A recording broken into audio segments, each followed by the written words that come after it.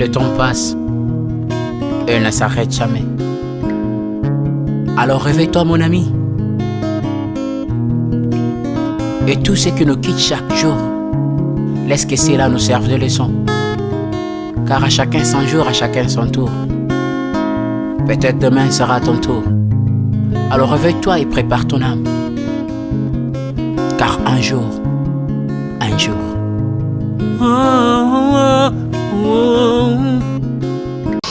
Bon, en réalité, d'abord, au moni, tant qu'on zamba do sangisa, batumi balé, bakoma mutumoko, asensa bango pour intenter. Pour longtemps, Zambé zala que bazala na mukili ba umela, ba bota, ba mona ba koko, malgré les circonstances. Mais ce qui déjà liwa ayé, une fois, on pouvait comprendre un accident, c'est normal. Mais deux fois, ça devient un danger permanent. Vous savez, malheur nous se répéter deux fois on a vu avec le Christ, ça devient un danger permanent. Il faut chercher la révélation dans la profondeur pour qu'il ait comme un troisième poité. Donc c'est normal. Dès qu'on a vu sur moi ça les bosses à coucher, c'est normal. Tout ça battu, et deuxième mois si ce n'est pas à coucher, mais comme c'est un danger. Et quoi tirer attention à battre. Malgré vous savez bien que ça la délivrance. Ils ont abandonné comme sous bazo vivre na scène na loi. Na scène na loi, il y a famille. C'est la loi, il y a réclamation. Mutusa ko bika, ils ont déjà loi déjà établi que yé na libota na yé ko balate, ako yana moi cité, ako sala boyete. Ce sont des choses qui existent. Parce que biso bato sambela ka ba pasteur, ba sala nzambe nyo en général et belé ba kanza ke le ko na za musala na nzambe akokota na problème wana te. A bimina pasteur wana, troisième église ndé ayaki pananga na bin de Dieu. À côté de la bâtisse bayak, mais toi non ça laisse que prière y a clôture. Misu nangana ye kutani na sentir que esprit ya sirène na serwana na lekisi les bosso na prier pour na ye sirène na manifester na non aux esprits très puissants na bombier na permanence na prévenir ba parents na ye et lobby nde oyora na sirène na tomboka ki na kokende te yo nani makambo bimi. Shalom, shalom, bien-aimés dans les Seigneurs. Un grand merci à vous tous qui êtes connectés sur votre meilleure chaîne La Voix Céleste en train de nous suivre. Et c'est Bonzambe et qui t'a envoyé mon amour Penamisa Bonzambe, na Bonzambe. Lola ezofuta simana to yaro bakenza maboto koye wapi na masa zo se abiso un grand merci na ba onyos tout ba soutien na musaloyo. Là je vois les pasteurs et fils amis ici à la bouche autorisée de l'Éternel depuis Zurich pe na moni philo muko ya motema bivens de mo depuis Londres pe na Majuzed le cœur motema papa Emmanuel na Boston des frères papi Kongé nous sommes de cœur avec vous oya autour bungisa maman naye ben mère naye awana Kinshasa donc maman et maman Sylvie Wachini donc tika ete nzamba lola consolé mitema anabino l'homme de Dieu papi ko ngenda pe mi bota mobimba bonzambe na bonzambe lola ezofuta simana onto yaro bakenzama boto kwaye wapi lelo tozawa nous sommes quelque part et pas papa évangéliste Ernest Mongo, Yeneto Meko Solane, Bama Solomon Ebede, Naïmiswa Lelo. En tout cas, vous êtes toujours connecté, vous êtes de cité, Tozalina, Papa Ernest Mongo. Shalom l'homme de Dieu. Oui, shalom de Calvin, et puis shalom la bande de Cognos, Ministana Kodandabiso, Nzambe Nabiso, Jésus-Christ de Nazareth, à Pambolabino. Bonne santé? Oui, Nangola Nzambe, ça va. Ça va, vous assure? Nangola Nzambe ça va. Nangola Nzambe ça va. Na tuni vous assure parce que suite ya ba makambo uta ko leka na église na zo kitanya ko koma kumnate te mapembule bana ko beta toyoki ke ozaki menanse na église au juste une église batol ekweyi mbula ukoma mena ko expliquer biso sango toyoki oyo komelio na église ezani papa Ernest Mongo. Oui, naza menanse na église na voisin na biso donc na yebité tu connais depuis 2015 donc le 2019 ça fait 4 ans depuis Tokota wana mais Nicolo tout monde guerre moko botami tout ça comprendre était naza na programme séminaire c'est ça que lobby thème qui la destruction des œuvres sataniques. Je crois qu'ils ont en direct sur internet na chaîne Abissu Bindede TV dimanche d'abord avant de banda séminaire.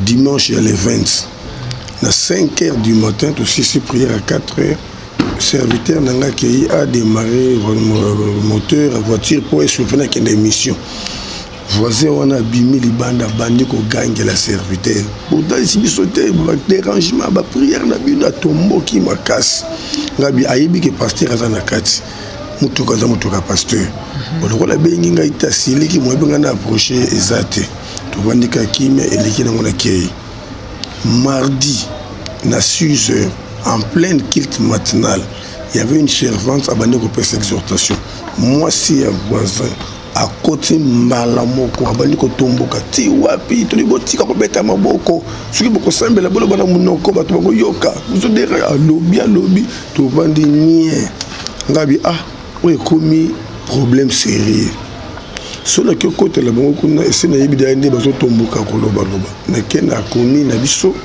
direction ya déco ndeta la makambo église eloko pesa bango moi rapport est-ce que to ça nini pour bien débuter la biso église ba singa ina comme lettre na tinde la bourgmestre na aner na tinde la chef du quartier c'était le mardi na sisi to comme lettre en bien té vendredi jour à clôture na biso jour à clôture na tongo le monsieur se permis ya kofinga nga koganga pende Ernest Mongu ndoki zoba imbécile afingi apinki bato bazo kabo eza problème ni parce que na pasteur te azo finga kana fa ina quelque so ba bondeli to boka mabanga likolo batol nga ko komi danger permanent kaka bango wana ba kesu funda la police après avoir kofinga nga ba kesu la police na moni ka lieutenant moko ye na 2 militaires na ba arme na ba 7h 8h wana on est lieutenant côté na kati c'est à mon lieutenant oye ko lukangai problème ni oye ko zwanga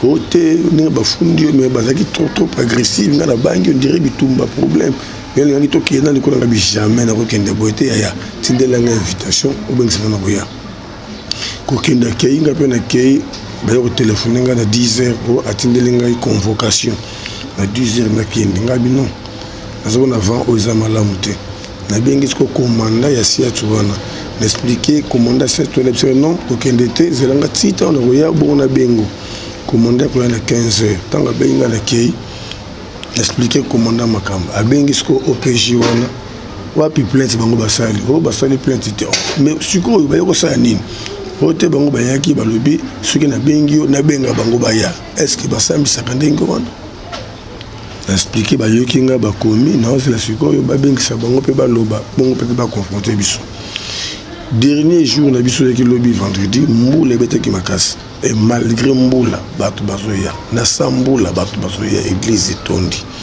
tout ceci prier na biso bien na bandi ko yamba bato tout ceci sika poto clôture équipe na ya ba soldat to eka 10 personnes tout ça la prière ya ko pesa nzambe merci même pas ko beta maboko tout surtout kalikola ba tol mabanga ko komi danger na bengi sous commandant siatu wana atindi capitaine moko to la patrouille na butu capitaine aye to expliquer ba fait wana a komi ka kombo église tout ceci a peso numéro na ye que ce qui likambo sala mi bobenganga ngana zonga ngana ndako pour bato ba la permanence ba bondera na 22h babunga mika ba bondela boye mabanga siko batongo baki na immeuble ba mati likolo bazo kiti siko mabanga ekati bato l'église mayo kiti na kati na strade ba instrument se poli ba rideau biloko poli ba yoko benga ngana katikata butu wana na benga numéro commandant sur les quatre nena tongo na wuti na église nena tali ndenge ba longolaki biloko mayo zutanga après na journée mbula na question na la police batinga susu nani OPJ mususu aye atali amoni batole katani amoni penenge mai na zoki mo extrait wana mkie wana ndenge mai zotanga na kati ya église obalibi ba convoquer bango po batuna bango bayeba problème nini bazoluka na église problème nini soki to déranger bino bo funda na l'état eza na ba loi makamnyo eza réglementé na loi donc ne bitumbo ngaza nango yango wana quand même cause ateke bomatisa ba flemakasi c'est normal ba ça réclamation que makele les autres déranger bango papa non tout seul avec instrument tout seul avec ni instrument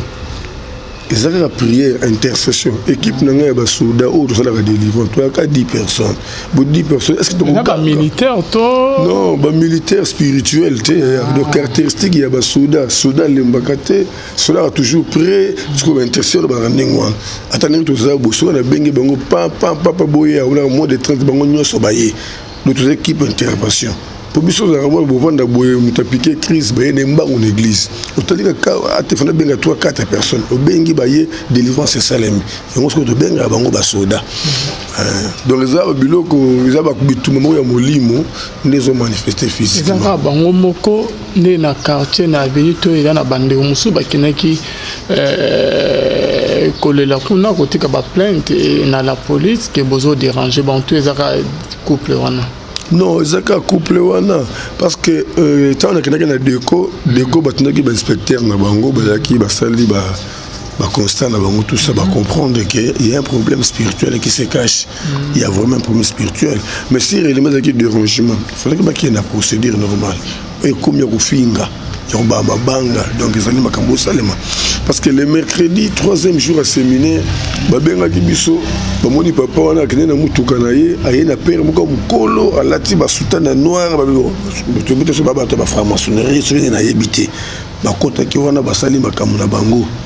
Et tant qu'on a une pourquoi, tu as quitté une église, na comprendre que terrain est amabé, na bengi ma mester, tu continues na catastrophe, na bengi basoda ba sur place. Donc tu bondeli nzamba révéler biso que non, il a parfait mon corps. Il y a molili ba pomper awa pour aimer étouffement kat na bandimi, pour basa im sale belé. Tu détruire union so salemaki. Tu résister. J'ai dit nango to bondeli. Donc il ngelo baké et misala ozo salema na kuku na molili biso to détruire yango toza na page botie to longoli botelemisi to kitisi bolamusi to lalisi siko étouffement comme tellement makasi baso depuis quand nous sommes basé réclamation te ka bikomi balo papa donc bani activité hein. Oui, la Bible déclare qu'il y a un temps pour tout, un temps pour toutes les choses. Tu vas dire que c'est bien, mais peut-être que non, depuis l'évolution qui n'est pas là, et puis, non, comme moi, ma camboté, les mica, tant que tu t'aimes, il y a la destruction des œuvres sataniques. Tant que bannir le combat spirituel, il y a pour détruire, tout le monde va sur quoi et ma casse sur les cas. Parce qu'il y a un immeuble, ils ont inachevé. Abana go vendre l'écolo. Bato banoko foot ya nase parce que journaliste montagne a abanoko pesa biso félicitations surtout bondela butu ayebisi biso en tout cas pasteur en tout cas félicitations merci bosunginga ndeko bandeko bondela ngapena no bondela moko musu mona apika ki crise bayene butu bakota na kati na église to bondeli moko musu petite sœur na apika crise na kati ndako wana babengi biso to koti mbango na lupango to déclarer à la muki baye ko longa na lupango wana na ba raison na bango. Est-ce que à l'eau le collège que vous vendez à remplacer bango na C. Parce que depuis remplacer bango na C, ne comme bitumba. Oh non, bah quelle est la prière? Alors si pour te soutenir, bah locataire na yé comment qui va quel est le or quoi locataire bah qui m'a na histoire sous. Oh bah ndoto mabe bah belé. Donc en tout cas stade où toi nango yango wana. Biso to bunda kana maloba te na makofite to bunda kana molimo. La prière, nous avons des moutons à s'arranger à bon zambe. Mais pose l'église naïe, il faut y mettre en bas défendre. Toujours bangande comme physique, parce que azoko de quoi intoxiquer ba jeune ya quartier, na ninge asala mo équipe mo songolo. Pour bateau babi mabanga, bateau quartier ba témoigner que eza bateau ya quartier te, eza bateau outi d'abord qui était au magasin. Pour azana bar mo comme nene yebana partout. Ce que Zuzu Bachegi wana ye na bango kotse bango lupango c'est sûr na mabanga wana bayaki nango nde ba master kolo pour ba détruire l'église. Donc c'est là ne bitumba tout ça non. En tout cas, ce que message nous ko lancer na bande réunion sur bayoka que ozala ki menacer soit bon message nous ko lancer ko transmettre ba réunion sur ba banga ki bazali tout ce que non Ernest Mongo ba ko menacer l'église ba ki mabanga ba tole tobo ki ma yekoti donc message nous ko lo bana ba message na repesa pour information ba muso benga tonga to ki ba menacer na ba kuluna to ki ba botelio ba sali non message ezaka ba oyo ba landa kanga babondela ponanga parce que stade to komi nango bitumbelengo ya molimo et komi ya musuni ba jeune quartier ba ko sinalenga kino aibisi ba jeune mususu ndenge mutuka na ngai lalaka libanda wana faut bakotisa biloko babe na kati donc bazocréer baproblème balukela baproblème donc kombe ependa physique basoutenir nga na prière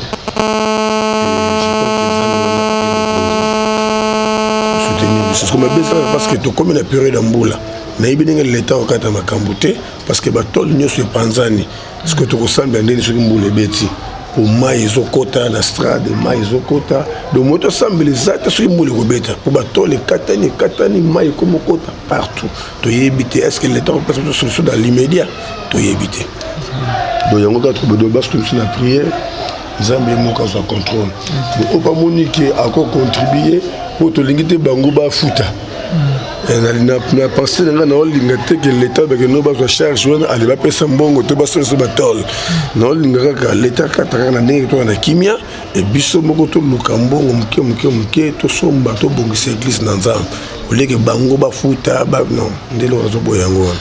Merci beaucoup, Lombedien. Merci na banonion Stobazola Nabiso. Papa, merci. Est-ce que tu as un deuxième sujet émission Nabiso? Papa, je crois bien que vous êtes au courant. Et à Sangoya Mawa, il y a encore du Christ. Matanga Yamato Samuel. Première question, tant que vous avez collègue évangéliste, il n'y a pas d'évangéliste. Message nini okoko lobana di botana nzambo bazola Nabiso. Disparition ya mwasi na eboti makambo ebele bilobela pezolo ba maibele. Je crois bien que tu as été au courant de ça. Bon, on a évité message par rapport à loi ya Moshe Nzambe. Message nandenge que makamezo tamola na ba réseaux sociaux na ba télévision na bandeko non wana za troisième mois sina ya kufa eza normalité bona boye bazomona on dirait que Matou Samuel mais mutu azali responsable et ya ba makamnyon tout et c'est passé net que mon maman kapia kufi bazo boule on dirait que Matou Samuel Alex na Christ bona bo message nini oko betank un serviteur de Dieu na makambo et comme il peut collègue na yo donc oya kufi aza troisième femme. À ma connaissance, je sais qu'elle a deuxième femme, mais Banderon Sobazo non, elle a troisième femme. Bon, en réalité, d'abord, au Moni, tant qu'on zamba do sangisa, batumi balé, bakoma mutumoko, asensa bango pour intenter. Pour longtemps, Zambé zala que bazala na mukili, ba umela, ba bota, ba mona, ba koko, malgré les circonstances. Mais ce qui déjà liwa ayé. Une fois, on pouvait comprendre un accident, c'est normal. Mais deux fois, ça devient un danger permanent. Vous savez, bien que ça, la délivrance. Les gens qui comme Soussou, ils vivent dans la loi. Dans la loi, il y a famille. C'est la loi, il y a réclamation. Ils ont déjà établi qu'il y a une libota ce sont des choses qui existent. Parce que biso bato sambela ka ba pasteur ba sala nzambe en général et belé ba kanza ke lokola za musali na nzambe akukuta na problème wana te. Na terre te moko la présence de Dieu n'exclut pas les problèmes. Pour Yesu ye moko zali nzambe amona ki pe croire na musika asa abomoto sala ki que nzambe na vivre situation heureuse. Mais toi aux hommes na molimo abi non volonté na ekokisama.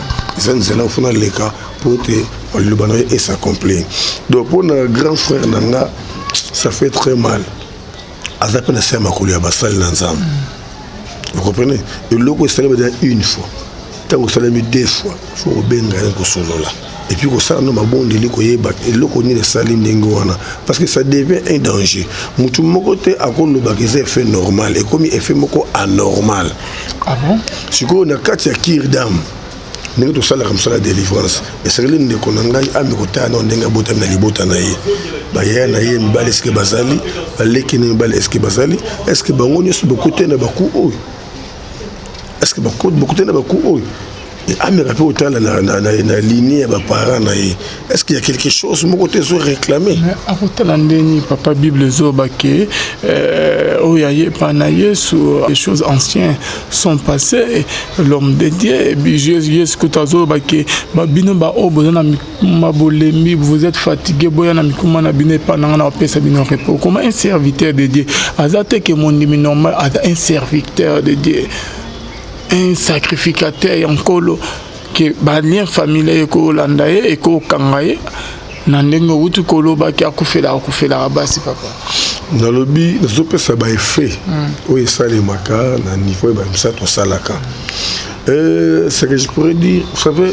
tant que ba que non ouais pas na yesu comme qui est là Mouyasika n'engé Paul à lobby na décompté chapitre 5 mes amants vous tous qui êtes fatigués chargés je vous donnerai du repos mais oui bien tout ça dans deux langages na Bible tout dans le langage de bien exigence c'est les paroles écrites et puis toi la herméneutique c'est l'interprétation de la parole écrite vous comprenez alors batal la ba fait le loba ou lobby mais pourquoi le loba ou lobby boy pourquoi le lobby boy venez à moi vous tous qui êtes fatigués vous boyez pas dans la bino bato o bolebi na opesa bino repos habitez que nous venez à moi vous trouverez venez à moi vous prenez venez à moi vous prenez venez à moi je vous donnerai. Il y a un temps présent et un temps futur. Et entre le présent et le futur il y a une trajectoire et na kati na trajectoire ça na makambo bele e ko komela mutu na kati vous comprenez makambo bele ko na kati alors bato bossa na ka effet à trajectoire wana bato la effet à résultat à futur na appel à présent mais trajectoire ezali venez à moi c'était au présent et je vous donnerai au futur mais au futur ça peut prendre une année 2 ans, 3 ans, 5 ans. Et avant, au cause au repos, et ça n'a pas parcours. Ça n'a pas kambo sengelo comme là yo. Donc on dit bah tu belé bah toujours bon entre biso. Kaka Bible, koye ba Bible ça nango bien, mais interprétation ya Bible. Ndeza mutu ya makasi koleka. Koye ba Bible ça bien, mais émotion esprit vendicat na Bible. Ce qui vendicat na yote, on comprend la Bible à travers. Mais l'homme de Denanyongo Zoloba, au lobby que non, ce qui est comme que Zozonga Zonga, n'est bando bazo, baki oh non, oh y'a dans le 3e mois sinaye, et sa normalité, bon aboye par là. Tozo mon appel na Bible, l'homme de Dieu, Jérémie Azolé, la Zoba qui m'a tué ce malheur. Pourquoi ma souffrance est-elle continuelle? C'est que souffrance n'est pas en tout moment. Pourquoi pas que Kaya Matou Samuel de cause à la bonne que bon mais on a anglais mort boy. Elles dépendent de la situation, elles ont comme la moto. Tout le monde a dit Paul P. Avec comme un boss. Vous comprenez? Avec la pousse Nzamba Longolo Yango, mais Nzamba c'est non, ma grâce te suffit. Ma grâce te suffit. Ngana kutana pasteur moi quand je vous dis franchement elle est langa et troublanga. Azeb sanga bi moto na Nzambe mikolebe to monde na ratenga na zoke problème. Dia ba komata ki moi si ngati à la fin des comptes à réussir kaka moi ça daï. Sungana mutema mais comment pasteur azol ba dia ba combattre pe dia ba réussir. OK Bible sur le banabiso ke ba ko bundisa bino ba ko longa bino te Jérémie chapitre 1 verset 19. Ba ko bundisa bino ba ko longa bino te nganzambe na zapo na kangola bino pour dire que bitumbe za biso mais échec za biso te. Donc ça ba zapo a empêché que échec comme la biso na bitumbe zo comme la biso. Vous comprenez? Et bien na simbaka ba adverbe mi balé ne sait que Bible le malheur atteint souvent les justes mais l'Éternel l'en délivre toujours. Toi des adversaires, toi adverbe pardon, toi souvent na toujours. Na kati na malheur ba bi souvent, mais na délivrance ba bi toujours. Pour dire que situation nyoso ko komela yo na yesu longo esengeli olonga. Esengeli elonga. Ngana tinate ya ndengo wana malheur nyoso ko se répéter 2 fois na vie avec Christ, ça devient un danger permanent. Il faut chercher la révélation dans la profondeur pour qu'il ait comme à 3e fois. Donc c'est normal. Dès qu'on a vu sur moi ça les bossos à coucher, c'est normal. Tout ça batou, mon na batana y badélé. Et 2 mois si je pas à coucher, mais comme c'est quoi danger. Et quoi tirer attention à batanios. Malgré tout compte on a jugement direct parce que Nzambe na yebi le pourquoi. Mais na ba fait wana, mutu dos faut l'interpeller. Tout fois à l'interpeller. Une fois c'est normal, 2 fois ça devient un danger, ça devient un suspect. Il faut nous emmener à Catalikambo. Pour jugement, écoutez pas, nous ne pouvons pas juger. Nous ne pouvons pas juger. Mais nous avons Mosali Nanzambe, Azape na sena makolo ya basali Nanzambe. Peut-être na stade où nous basali Nanzambe ba meramena kolamuka.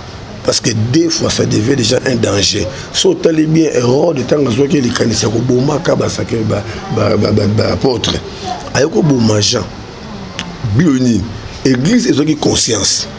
Tanga bomi Jean église efungwami. ah mutu ninga bandi boy tango tu as deuxième personne mbala moko église côté na mabondeli. Vous comprenez, église côté na mabondeli et comme ko prier pour na Pierre et nzamba tinda ki ange ati comme ça Pierre na kat na prison. Vous comprenez, Pierre a pas quitté, il a été sauvé parce que une fois c'était normal. Bakangi bakati mutu. Bon, ils ont un accident, tout ça, mais quand ils disent, au danger comme l'église, la moquée. Donc, le pasteur, il y a un grand frère, il y a un mais comment Seigneur, moi, c'est le besoin qui est, c'est rien marié, il y a mis Bala qui est, il y a mis Satoun Zambi, qu'est-ce qui ne va pas? Il y a un problème qui se cache. Dans la vie, il y a un chrétien, tout ce gars, comme mon et ça ne va pas. Maladie, donc, comme on l'a taillé, autres. En tout moment que l'hôpital, santé bien, tazoni, kiss, à quel sous, comment on dirait que maladie permanente n'a qu'à corps, et quand on besoin répéter la famille, il faut attendre mon adolescent pour le en profondeur. Il faut à l'Ukanza en profondeur. La Bible déclare un fois comment je te répondrai et je t'annoncerai des grandes choses, des choses cachées que tu ne connais pas. Mototo a ébi verset O, comment que on numéro de téléphone en Zam, Jérémie 33. Mais là, comme tout y a un Zamba Zoba na Proverbe 29-18. Quand tu n'as pas de révélation, le peuple est sans frein. Après négativité, Songolo, toujours à la Panzambé, Kotou Nanzambe Seigneur, pourquoi tu côté dans les Cambo pour tous Zomaïle. Vous comprenez? Il y a au moins Matou Samuel, Nazarananzembo, Mokonate, Yakanango, c'est la révélation. Oya Yemba. Loba po nangara, Yesu loba po nangara, nayeba, liboso na kokendeza lolenge nini, na milengele, liboso na kokendeza lolenge nini. Sakola po nangara, Yesu sakola po nangara, sakola po nangara, Yesu sakola po nangara, nayeba, liboso na kokendeza lolenge nini, na milengele, liboso na kokendeza lolenge nini. Donc moi c'est un coup, ah Seigneur mon Dieu, révélez-moi des choses cachées. Et ça maladie normale parce que c'est normal moi ça couvre. C'est normal tout ça bateau. Mutakoti la seko na seko azate. Même ngana moi c'est nga musako de Esther Mungu, et ça na mkolea kukufa. Et ça mkolea kukufa na peut-être na kukufa liboso. On est secret en Zambie. Sikoyo effet elle ouais peut être normal. Otali maladie nenge bandi pam et qui est normal. Malgré diable bata makapesi mana malade. Mais tant qu'on perd la qualité de biso perdre moi aussi. Il y a moins de rebond de l'ensemble, c'est très faux, c'est important que l'ensemble peut révéler que sa volonté n'engaille. N'a pas fait la petite sœur n'engaille. N'engaille Ernest Mungu. Les qui n'engaient pas na bondeli, n'a pas réclamer. N'zamba yibisinga, lui Ernest, Azako se séparer na yo, mais Azako se séparer n'engaille. N'animi kuzamoli monaye. Voilà les qui n'engaient pas fait mais N'zamba sa yibisinga. C'est ma serviteur. Ah Seigneur a permettre les qui n'ont pas. Est-ce que c'est normal? Normalement on dirait étrange. Est-ce que c'est normal les qui n'ont pas? Naza comme ça vérité nzamba zo kangai madame nanga kaibili kambo oyo. To lali na madame nanga na ndako. Mokolo le qui nanga akufi. Nzamba yebisinga ke Ernest na zumo limo leki na yo. Na yebisi madame nanga na bi atoke na hôpital mbango. Nzamba yebisinga ka zumo limo petite sœur nanga. Na lamuke na katikata butu. Na commune hôpital na kuti maman nanga alali mbeto moko na leki nanga grande sœur nanga alali na se ben filmer de garde balali na bureau. Na lamusi ben filmer de garde. Mais c'est bido boso la musa ndingini. Leki nanga sa kufino moite.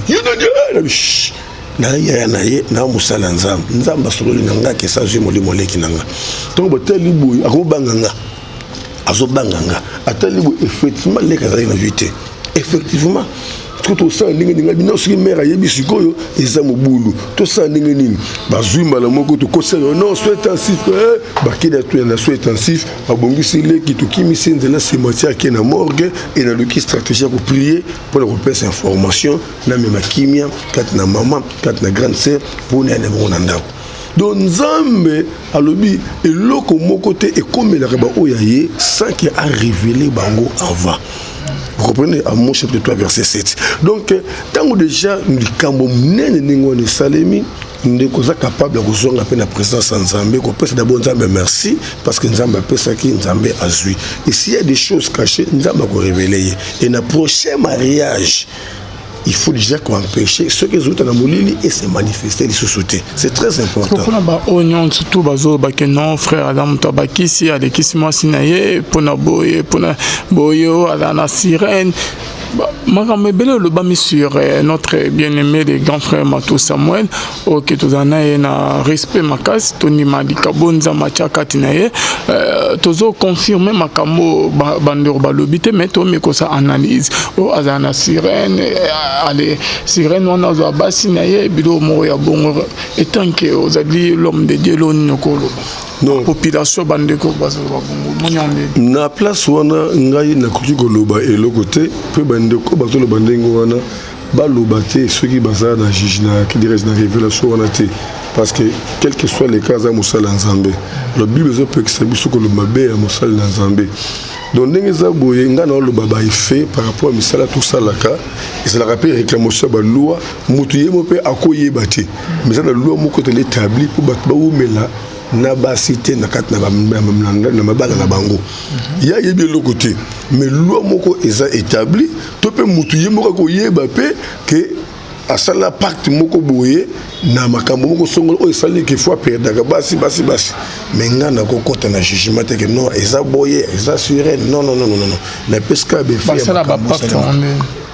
pardon ba pacte ambassadeur so côté na monde molili na pes exemple na sala délivrance ya seroyo abalo so na sirène epsa ki boye nyoso linginga na pesa yo na ko peso mais na peso ka exercice luka moyen au coucher na 5 pasteurs yo au sein le côté yo coucher na pasteur le reste na musananga certains ay kondima atieye mai moko na miso na ye de la maille domination c'est pas une mission à Kena Bandal à côté prière l'église Mosongo tout en comboté tant qu'il te sili assiste à côté d'un pasteur tant a fixé qu'un pasteur bon malamo pasteur à quoi a PC numéro de téléphone a bimina pasteur c'est la qui manaï a changé église Moussous a bimina pasteur wana troisième église ndé ayaki pananga na bim de Dieu à côté le rôle bâton bayaka mais toi non ça laisse que prière ya clôture misu nangana ye kutani na sentir que esprit ya sirène na serwana na lekisi liboso na prier pour na ye sirène a manifester na non aux esprits très puissants na bombier na permanence na prévenir ba parents na ye et lobby nde oyoka sirène tomboka ki na kokende te yo nani makambo bimi donc il y a des choses où ça les ba sirène ba contrôle ça les ba nango donc to lingi to peso succès. Mais moi, je ne suis pas au bar, il faut accepter de récupérer mon lit, mon après 10 ans, après 15 ans. Et ça, les marins n'ont pas. Il y a un autre chrétien, ils ont un peu moins éveillé. Mon oiseau a un problème, il y a un année, il a bien calculé. Après 3 ans, il remarque. Après 5 ans, il remarque. Beaucoup fait les 3, beaucoup fait les 4. Beaucoup fait les années, beaucoup fait les au moins que nous avons année, ils ont 2 ans. C'est que ça veut dire que nous avons un pacte, aussi dans le monde. Vous comprenez? Nous avons un exemple, dans le Congo la fois dernière. Moi, si à mon conduit, je suis la bande, je suis tango bayaki ko talisa likabo pa nzambe nzambe lobaki nini que moto est responsable ya kolonga bazemi na eza papa botaye or na moment na papa botaye akufaka mais tango zaka na bo moyi eza na misala oyo asalaka a sacrifier ka déjà bana ya bana na ye bakoko na ye vous comprenez est-ce que c'est yebaki loko c'est rebeki loko te ayo ko stuka soka zuizemi zemelongwe azuizemi zemelongwe mais soka yebaki révélation la te to bonde la poto katali wana parce que le loi bota akomo bota normal poto katali wana no peso ça pendant clôturer awa na keta na ke bonde na famille moko maman na ya kolela ba faire na etambola raté et kenaka liboso te et loko ça les passe mobana ya kufa atikena bana kaka ya basi mais bana ya basi bango nyonso bazobota bana bazokufa tant to bondeli nzamba lobsoni abi famille ya mobali na ye ba ki na sorcellerie ya makasi ba sepela te ndenge ndeko na bango akufa alors bazwa esprit ya ndeko na bango oyo akufa balatisi mama wana partout atambola katambola wana esprit de mort akosa eloko moko te pour enrichir et famille ya papa wana balobi que soki tosimbi bana oyo ekoreverse totika ba évoluer mais tozwa nde makila bakoko na biso. Donc, ce qui révélation exacte, bato bako souffrir, bato bako potana. yango na biki tango déjà mato semaine ayembi loba po na ngai na yeba liboso na okende za ndenge nini tango ko perdre moi c'est liboso ah Seigneur et loko ni sali que na perdre moi c'est liboso tali sanga peut-être les réclamations peut-être on dit pas na yeto pa nanga pour ndenge na ba deuxième mariage na kuta likambo yote c'est très important. À cause de la paix innocent, et ça va louer mon bosongolo. À cause de la paix innocent, na ko juger été maintenant on peut ça va fait pour na côté ya bande ko bazo na biso ba me capé ko za ba mesure na comme super ko mela bango. Donc ce que le comment réseau est là.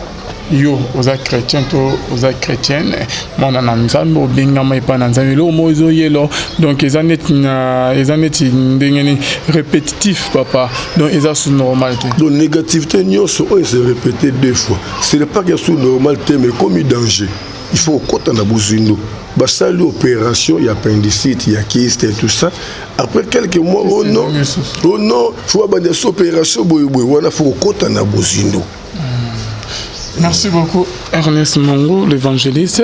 Pour nous ceux qui sont par rapport à la famille à moi, si Babini Basali Makelele, Bazoyo Kanate, na famille à Mobadi, Kobakela, Matou Samuel, moi qui là, Basidi qui Bazo mon Liwana, ya moi, na ba normalité, qui est outil et pas papa Matou Samuel. Et là on est encore papa évangéliste. Non, quand on a une famille, moi, c'est exactement par rapport à un témoignage. Que moi, c'est le boss de la Koufaga, il y a bien sûr coupe c'est que ça y est, de naissance. Le bango bango sont des témoignages, il y a beaucoup de liouais, moi c'est Liboso, nous avons excité bango pour acquiser Matou Samuel la tort moko songolo, parce que preuve ça d'un côté. Donc le côté que l'on que nous sommes ko salema à cause on a beau moïté. Le côté tikali mutuya kolukande kimia pour obatikali ba continuer. Est-ce que batiki banate? Alors le côté tikali kolukaka kimia koluka bomoko boyoka ni poto batela survie ya bana wana. Pour surtout kena batira yima to ko détruire ya bana wana. Merci beaucoup Ernest Bongo, merci na banyo to balana kibiso na Arnold Kamanda za sima caméra bonzambe na bonzambe lola ezo futa sima na to yolo ba kenzama boy to koye wa pitika etenzama lola à consoler motema papa Matou, à battre la donc à confondre Bangona naye, Azala naye quoi. Merci beaucoup. On est de cœur avec les frères Matou Samuel. Merci na bien tout bolana. Qui soit pas n'articuler au micro. Aussi ça, Maloba Yasuka. Merci, merci. La bande de connaître ce besoin d'abisso. Et là quand on a koloba Bible ebiso na Proverbe 4:23. Salomon zoloba batela motema na yo koleka biloko nyonso ya mokili po ete source ya bomengo eutaka na motema. Soki Satan zo combattre yo na molimo azozwa yo te, il faut amatisa bitumba na physique. Eloko ni akoluka a déstabiliser yo, atia souci, atia mawa, atia kobanga, atia kanda pour efungo la porte afin que ya azonzela kokota. Zana na maîtrise de soi. Quel que soit le cas, sunga que motema na yo eza toujours na kimia. Na te ya kake motema na mutu ezali ndako oyo ekiko yamba makambo nyonso te. Kanda zali mopaya mabe. Soko zui kanda suki se libanda ndako na yo. Kokotse na kati na motema na yo te. Po soko kotse na motema na yo ayeko détruire. Kanda tinira jamais batu ba le moloba ya malamu. Kanda lobaka jamais maloba oyo pesa bato esengo. Kanda pesa bato kaka maloba ya mabe, makanisi ya mabe, mapusa ya mabe. Do lelo eloko na ko bakisela yo ezaka batela motema na yo koleka nyonso yo komona na mokili oyo. Luka par tous les moyens motema na yo ezana kimia. Olingi nzamba sana makawa minene. Olingo kene musika ezo dépend na motema na yo. Zala motema munene. Yeba ko supporter ba faible, yeba ko comprendre, ba tout nyonso ba so comprendre yo te. Ko kota na langage na bango te boko malokola bozana ndenge moko. Luka différence wana esalema na yango nzambe akoyeba ko tombola yo. Eloko na ko basaka yango wana batela motema na yo koleka biloko nyonso ya mokili oyo. Quel que soit le cas, motema no e garder kimia nango.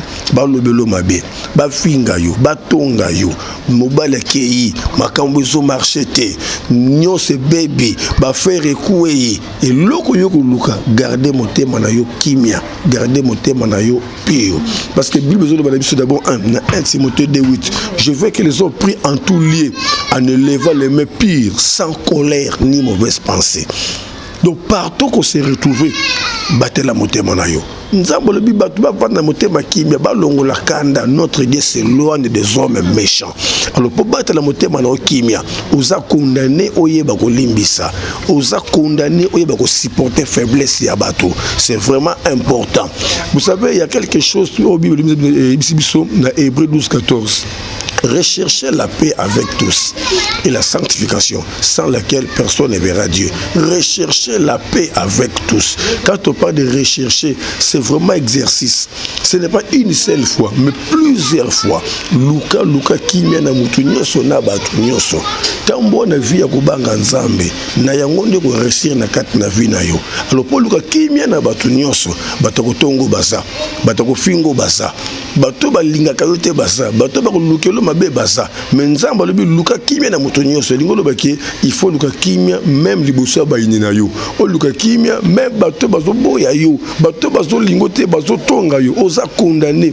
O luka kimia na bango po motema na yo ezana kimia et yango ne ko bendela yo bomengo succès élévation pe bénédiction yango nde ezalaki o ne ko bakisa nzambe na ngai apambola bino nzambe na ngai apambola bino bye bye bye bye bye bye.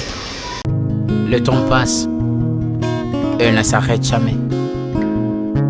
Alors réveille-toi mon ami. Et tout ce qui nous quitte chaque jour, laisse que cela nous serve de leçon. Car à chacun son jour, à chacun son tour. Peut-être demain sera ton tour. Alors réveille-toi et prépare ton âme. Car un jour.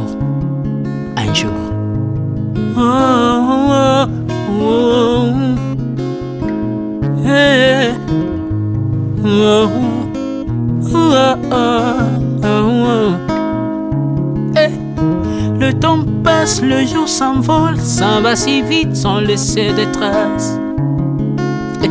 Comment faire pour l'arrêter, car il nous amène vers le jour de départ. Tous efforts avant nous n'ont pu l'arrêter. Il s'en va sans arrêt, sans pitié, ni nous laisse le temps de faire nos bagages, et de tout mener. Le temps passe, le jour s'envole, s'en va si vite sans laisser de traces. Comment faire pour l'arrêter, car il nous amène vers le jour de départ. Tous ces efforts avant nous n'ont pu l'arrêter. Il s'en va sans arrêt, sans pitié, ni nous laisse le temps de faire nos bagages et de tout amener. Il s'en va seul sans nous. Faut me perdre tout plutôt que de perdre son âme, À quoi bon tout gagner, ben sera que vanité. À quoi bon tout gagner, perdre son âme si l'on est censé de tout laisser. Moninga, verser le sang de l'autre, demain sera le tour, tu seras seul comme dans un miroir. À quoi bon tout gagner, perdre son âme si l'on est censé de tout laisser. Moninga, verser le sang de l'autre, demain sera le tour, tu seras seul comme dans un miroir. Où tu rendras compte devant le Seigneur toute ta vie sur terre. Après avoir tout gagné, l'on s'en va seul, sans rien amener. Faut me perdre tout plutôt que de perdre son âme. À quoi bon tout gagner, demain sera que vanité. Faut me perdre tout plutôt que de perdre son âme. À quoi bon tout gagner, demain sera que vanité. Moninga, tala tangwe koleka. Moninga, tala bato bako kende. Kosala lolendo na mokili okanisi mokili yango yayo, etala bato bakoleka. Tango ekomema ngai, tango ekomema, tango ekotika moto te. Bakulutu bayakala basi bakende. Moninga, tala tango ekomema. Papi Charles Mombaya si akenda kala. Otango eza komema ya mari asi akena ye misa mungolo we tala tango ebemi ye o papa de baba si akendaka tango eza koleka ale moloto we asi akendaka po tango eza koleka ata mobutu sesese kokukungwendo wazabanga asi akendaka tango eza koleka Mzee Laurent Désiré Kabila akendaka tango eza koleka tango ekotika moto te tango ebangaka mokolo te liwa abangaka mokolo te abangaka peleki te abangaka moto mbongo te ayokaka mpe mobola mawa te liwa tango ayaka amemaka moto nyonso tango ekoleka engela bomoi na yo epana yawe tango ekomema engela bomoi na yo mokolo na yo ekoya okokende ndenge nini le temps passe ne s'arrête jamais le temps passe moninga tala tango ekomema moninga tala tango ekoleka moninga tala tango ekomema moninga tala tango ekomema tango ekotika moto te engela bomoi na yo tala bato bakokende osala ndenge nini okotikala ebende te okotikala ebende le temps passe ne s'arrête jamais le temps passe ne pardonne jamais le temps passe ne s'arrête jamais lengela bomo moninga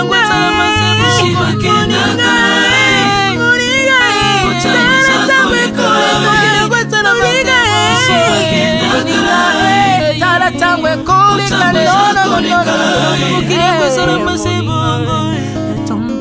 ekolo nyonso bato bakoketango eza koleka nalela mpona nini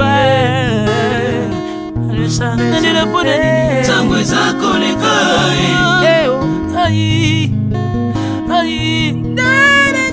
tango eza koleka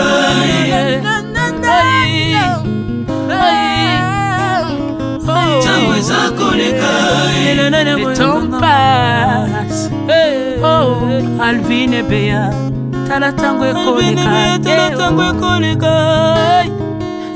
nabongisa bomonanga mpona nini bato bakokende biloko nyonso ekoleka nalelalela ntina nini natangisa makila na boma bato mpona nini soki nyonso ekoleka un jour nabanga kufa mpona nini soki naza putulu ya pamba mokolo ezali na koleka le temps passe